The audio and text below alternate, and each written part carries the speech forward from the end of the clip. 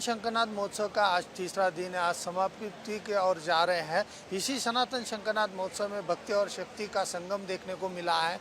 यहाँ पर मेरे साथ जो है सेना के पूर्व विंग कमांडर ओक सर मेरे साथ यहाँ पर जुड़े हैं। वो भी इस महोत्सव में शामिल हुए। सर क्या बताएंगे, क्योंकि आप भी सनातन के इस प्रोग्राम में जुड़े हैं और किस तरीके से आप सनातन में जुड़े? हुआ ये कि 2013 से सनातन संस्था का और मेरा परिचय हुआ और बाद में सनातन संस्था के साथ कुछ काम करने के लिए मुझे प्रेरणा मिली और वह प्रेरणा मुझे नाड़ी भविष्य ग्रंथ के महर्षियों ने दी। इसलिए जब मैं यहाँ आया तो यहाँ के स्टूडियो में नाड़ी ग्रंथ भविष्य पर मेरा इंग्लिश और हिंदी में इंटरव्यू हुआ, जिसमें मुझे नाड़ी ग्रंथ के बारे में लोगों को बताने का एक मुझे अवसर मिला।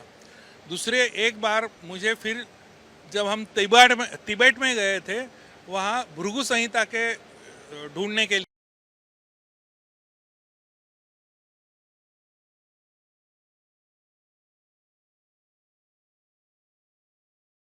संहिता के जो बड़े बड़े वॉल्यूम्स है वो कहाँ रखे हैं, वो आर्काइव्स कहाँ है, इसका हमें पता चला।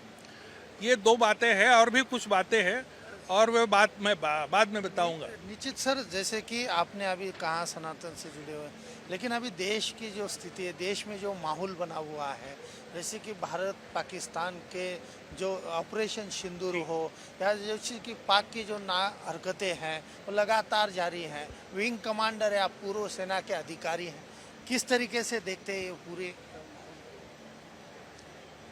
दो अलग अलग बातें हैं। देश की सीमा पर जो हमने पाकिस्तान को ऐसी सबक सिखाई है कि वो आगे आने वाले 50 साल में कुछ नहीं कर पाएंगे। है वो वैसे शरारती, लेकिन हम भी उनसे कम नहीं हैं। उनकी हर एक शरारत का हम जवाब देते हैं और देते रहेंगे। बात रही अंदर की, यानी सीमा के अंदर हमारे यहाँ अनेक शत्रु है जो पाकिस्तान से भी घातक है, और उन शत्रुओं का सामना करने के लिए हम यहाँ सनातन संस्था के इस शंखनाद महोत्सव में शामिल हुए हैं। इस शंखनाद महोत्सव में जो जो वक्ता बोले और उनके विचार हमने सुने, उससे हमें लगता है कि सनातन संस्था एक ऐसी संस्था है कि जो ये कार्य करने के लिए एक अग्रेसर तो है, लेकिन वो एक रीढ़ की हड्डी बन सकती है। जिस रीढ़ की हड्डी के अनेक अनेक अंग जो एक गोरक्षण कर रहे हैं, कोई धर्म से बाहर गए हुए लोगों को वापस ला रहे हैं, घर वापसी कर रहे हैं, या और बहुत सारे अलग अलग काम भारत देश के अलग अलग इसमें भाग में अपने छोटे छोटे इसमें वो कर रहे हैं। उनको एक जोड़ने का, उनका एक सूत्रीकरण करने का काम इस महोत्सव के सभी वक्ताओं के द्वारा दिए गए विचारों से। और जब मैंने देखा कि डॉक्टर जयंत आठवले जी उन्होंने उनको सबको एक बुलाया स्टेज पर और उनसे कुछ बात की, वो बात मेरे लिए ये सबका एक जो चाबी बोलते हैं ना इस महोत्सव की, वो बात है। उसमें जो बहुत सारी बातें हैं कि हम क्या कर सकते हैं ना, सनातन संस्था और आपकी संस्था क्या कर सकती है, आप हम बैठ करके बातें करेंगे और ये तय करेंगे कि इस रीढ़ की हड्डी को हम कैसे तैयार करें। बिल्कुल, जैसे कि आपने कहा रीढ़ की हड्डी, लेकिन भारत में कई ऐसे जो विदेशी ताकतें जो है जो सनातन संस्कृति को हानि पहुंचाने का काम करती हैं, कई ऐसे जो संस्थाएं हैं वो सनातन संस्कृति के विरोध में काम करती हैं, उन संस्थाओं की तरफ भी किस तरीके से आप देखते हैं?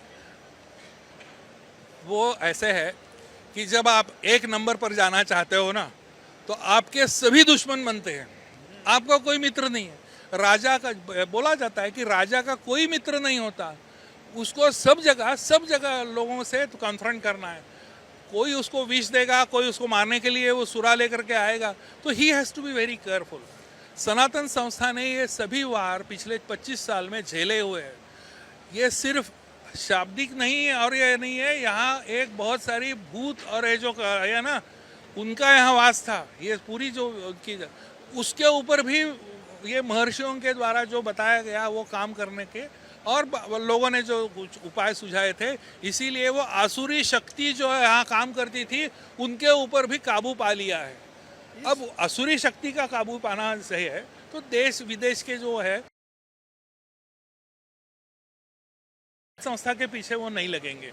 लेकिन सर देखिए अभी इस सभी विषयों को आपने बताया, विस्तार से जानकारी दी।